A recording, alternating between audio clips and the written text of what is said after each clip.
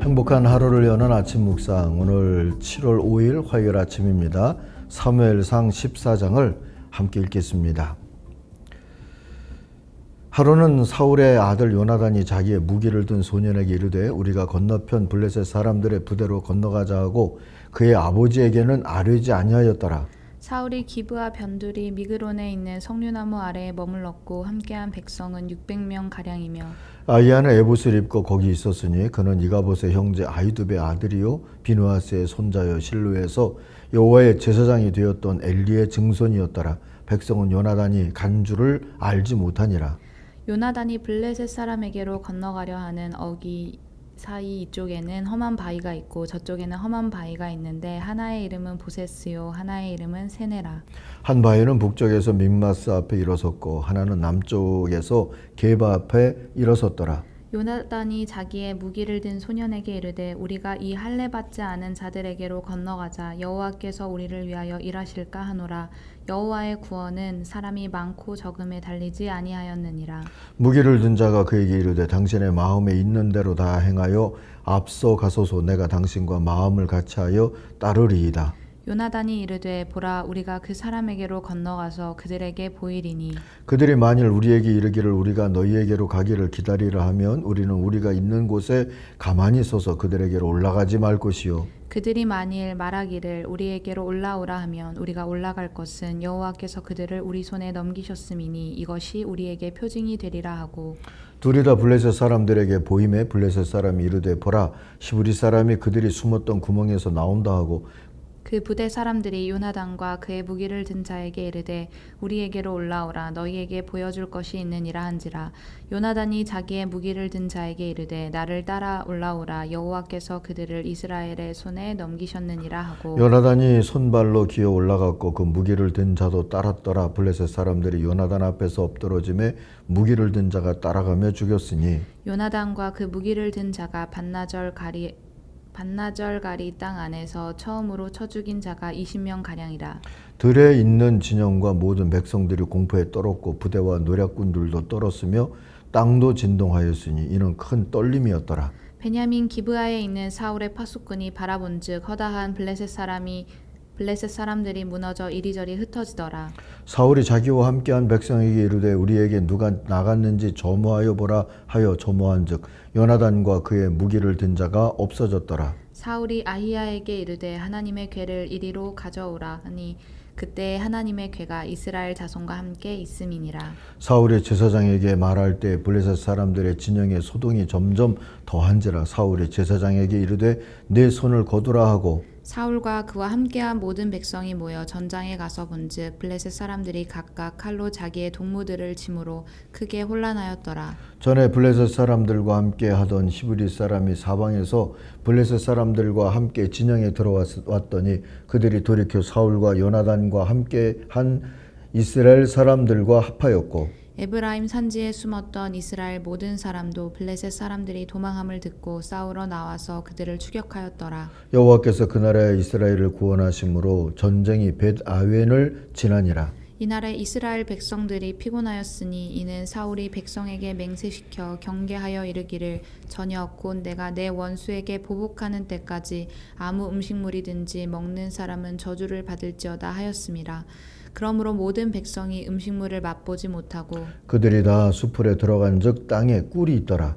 백성이 수풀로 들어갈 때에 꿀이 흐르는 것을 보고도 그들이 맹세를 두려워하여 손을 그 입에 대는 자가 없었으나 요나단은 그의 아버지가 백성에게 맹세하여 명령할 때에 듣지 못하였으므로 손에 가진 지팡이 끝을 내밀어 벌집에 꿀을 찍고 그의 손을 돌려 입에 대매 눈이 밝아졌더라. 그때의 백성 중 한 사람이 말하여 이르되 당신의 부친이 백성에게 맹세하여 엄히 말씀하시기를 오늘 음식물을 먹는 사람은 저주를 받을지어다 하셨나이다.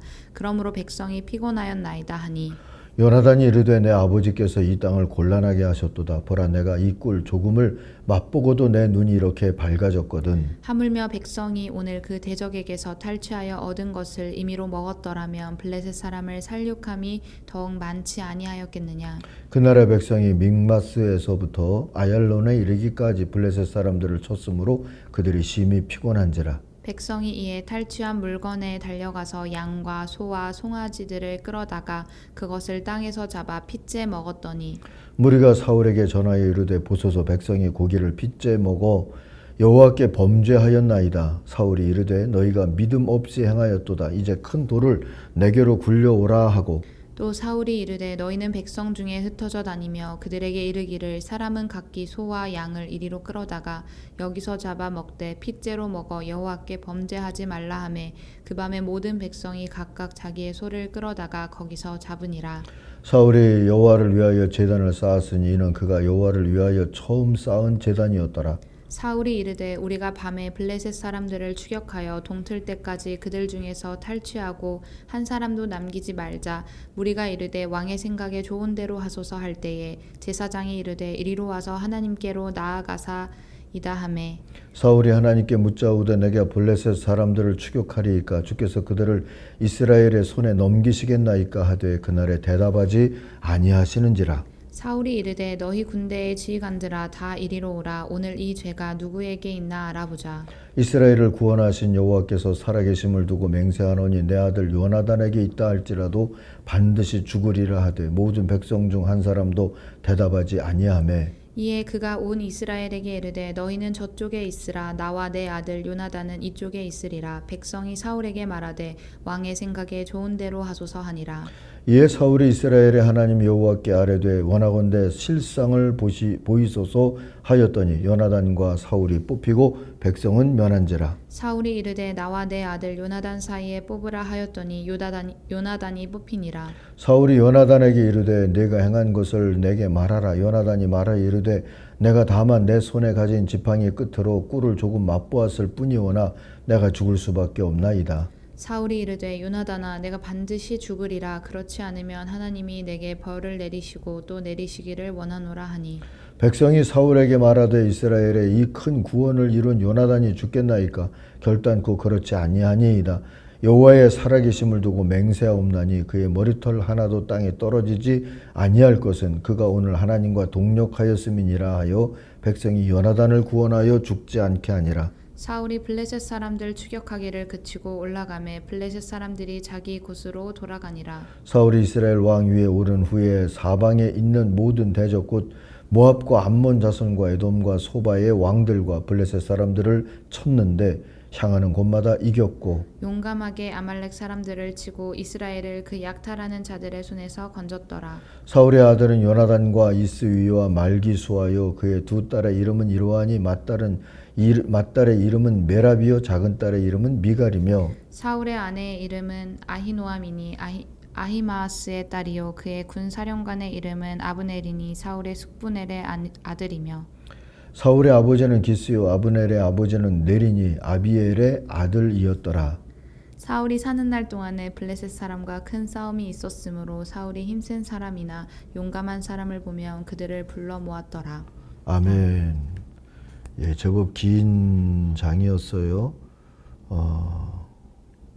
우리 봉독해 주신 전도사님 감사합니다. 오늘 제목을 고비용의 헛발질이라고 정했습니다. 29절 일부를 요절로 삼았어요. 요나단이 탄식하였다. 나의 아버지께서 이 나라를 어렵게 만드셨구나. 생각하여 보아라. 이 꿀을 조금 찍어서 맛만 보았는데도 눈이 번쩍 뜨이고 생기가 넘치는데. 결국 문제는 왕이었다라고 하는 인식이지 않습니까? 어쨌든 믹마스에 진을 친 블레셋과 대치한 사울의 군사가 600여 명뿐이었다라고 오늘 말씀을 시작을 합니다. 기억하시잖아요. 3,000명의 상비군을 만들었는데 다 어디 갔을까요? 도망갔을까요? 막막한 중에도 요나단이 블레셋 진영에 야기한 큰 공포가 전세를 뒤집었다 하는 얘기가 앞부분의 얘기죠. 승리의 조건은 군사의 많고 적음이 아니라 하나님의 도우심 여부였습니다. 6절 보세요. 요나단이 무기를 든 젊은 병사에게 말하죠. 저 할례받지 않은 이방인의 전초 부대로 건너가자. 주님께서 도와주시면 승리를 거둘 수도 있다. 주님께서 허락하시는 주님의 군대의 수가 많고 적음에 달려있지 않다 하고 말이죠. 아무리 그렇다 해도 단둘이 적의 초소를 향해서 돌진한다는 것은 좀 무모해 보입니다. 그래서 요나단은 아무도 모르게 실행했지 싶어요. 요나단의 계획이 8절 이하에 나오죠. 우리가 저 사람에게로 건너가서 그들에게 우리를 드러내 보이자. 이 지형상 이쪽에도 바위가 있고 이쪽에도 바위가 있어서 이 바위를 비껴서 서로 얼굴을 내밀어야 볼 수 있는, 그래서 초소가 양쪽에 바위들을 은폐물 삼아서 있었던 셈이죠. 그래서 얼굴을 보이고 그들이 대답할 때 꼼짝 말고 서서 자기가 올 때까지 기다려라. 그러면 올라가지 말자. 이건 하나님이 허락하지 않은 거다. 그런데 너희들 올라와라. 우리가 여기서 기다릴게. 그러면 하나님이 이들을 무찌를 수 있도록 일하실 것이다 라고 대답한 걸로 우리들이 이해를 하고 그들에게 쳐 올라가자. 그렇게 지금 이 요나단과 부관이 작전을 짰다 한 겁니다. 요나단의 이런 행동은 블레셋의 반응을 에봇으로 삼았던 기도라고 할 수 있죠. 그의 기도에 하나님은 블레셋을 넘겨주시겠다는 응답을 주셨어요. 블레셋 초병들은 올라오라 그랬다지 않습니까? 그들은 아마 그저 말싸움을 거는 걸로 여긴 듯해요. 그러다가 이 은폐물 때문에 안 보이는 동안에 마음을 놓고 있었는데 갑자기 요나단과 부관이 나타나 버린 거죠. 용기를 내서 이렇게 올라간 요나단과 이 부관으로 인하여서 적병, 초병들 20여 명이 그날 죽었다 그래요. 그들은 갑자기 나타난 이 두 명의 기습에 우왕좌왕하다가 당한 거라고 보입니다. 그리고 그때 하나님도 역사하셨어요. 요나단의 이 행동하는 기도를 들어주신 것이죠. 15절 보세요. 이때에 블레셋 사람 군인들은 진 안에 있는 군인들이나 싸움터에 있는 군인들이나 전초부대의 군인들이나 특공대의 군인들이나 모두가 공포에 떨고 있었다. 땅마저 흔들렸다. 하나님이 보내신 크나큰 공포가 그들을 휘감았다. 그랬습니다. 그제야 벌어지고 있는 상황을 눈치챈 사울의 이야기가 18절 이하에 나오죠. 시끄럽기도 하고요. 적쪽에서 자기들끼리 서로 우왕좌왕하면서 치고받고 하는 그런 모양새를 이제 눈치를 챈 겁니다. 그때 18절 보니까 하나님의 괴를 의지하고 하나님의 앞에 묻죠. 이 공격을 해야 될지. 근데 70인역에는 하나님의 괴가 아니라 에봇이라고 그렇게 번역되어 있다고 합니다. 어쨌든 하나님 앞에 기도했다는 뜻이고요. 그리고 하나님의 응답을 받았다 하는 이야기입니다. 그래서 공격을 하죠.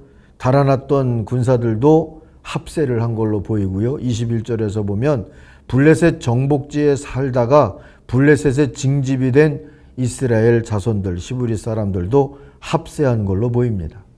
23절은 그날 하나님이 이스라엘을 구원하셨다 하고 기록을 합니다. 그리하여 마침내 사울과 이스라엘의 군대는 승기를 잡게 되죠. 그러나 전황은 혼란스러웠습니다. 원인은 사실 사울이었어요. 빠른 시간 내에 적들을 다 물리치자 그래서 아무것도 먹지 말고 밀어붙이자 이렇게 명령을 내렸던 것 같아요. 근데 요나단은 그걸 못 들었잖아요. 블레셋이 괴멸되기까지 아무런 음식도 먹지 말라고 하는 이 사울의 명령을 어긴 게 요나단이 돼버렸어요. 들에 있는 꿀, 아마 석청 같은 거겠죠. 그거를 먹었다는 겁니다. 그런데 결국 백성들도 허기에 지쳐서 견디다 탈취한 짐승의 고기를 먹는데 이 제사를 드리지 아니하고 핏째 먹어서 주님께 죄를 범한 꼴이 됐어요. 섣부른 왕의 명령으로 혼란만 가중됐고요. 명령 불복종 죄로 처형을 당할 위기에 요나단이 놓이게 된 겁니다. 결국 백성의 탄원으로 겨우 살게 됐죠. 45절에 나오잖아요. 이때 온 백성이 사울에게 호소하였어요.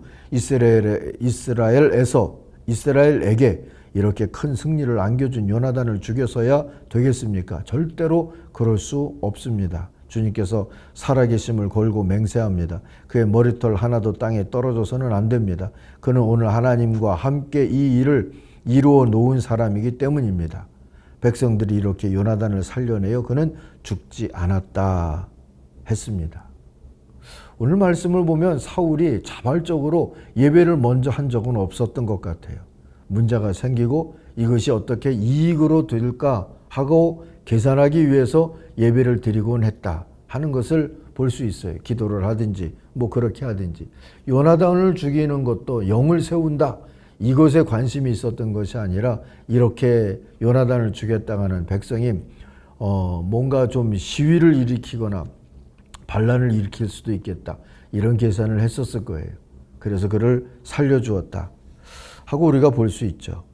어쨌든 이스라엘이 그토록 바랬던 이 왕정은 시작부터가 이렇게 혼란스러웠습니다. 사울은 이렇게 블레셋과 싸움을 한 것 외에도 47절 보니까 주변 여러 부족들, 모압, 암몬, 에돔, 소바, 아말렉 등과 싸우면서 군대도 키우고 왕권도 견고히 해간 걸로 보입니다. 52절 보시면 사울은 일생 동안 블레셋 사람과 치열하게 싸웠고요. 그래서 용감한 사람이나 힘센 사람을 보면 눈에 보이는 대로 자기에게 불러들였다 그래요. 그는 40여 년 통치 기간 동안에 계속 강력한 왕권을 유지하기 위하여서 군대를 키우고 국방력을 강화하는데 온 신경을 다 썼다, 그 얘기지 않겠습니까? 그러나 이러한 사울의 통치는 그 첫 단추부터가 그리 잘 끼워진 것 같지가 않습니다. 결과적으로 군비 증강과 전쟁이란 이 고비용을 치르고도 평화도 권력도 지키지 못했으니까 말입니다. 결국 헛발질 같은 노력이었어요. 고비용의 헛발질이었죠. 전쟁으로 지킬 수 있는 것은 애당초 아무것도 없었던 겁니다. 그 얘기는 내일 15장에서 더 자세히 볼 수가 있습니다. 오늘 우리가 누릴 수 있는 작게 느끼든 크게 느끼든 이 안정과 평안을 어떻게 지켜내야 하겠습니까?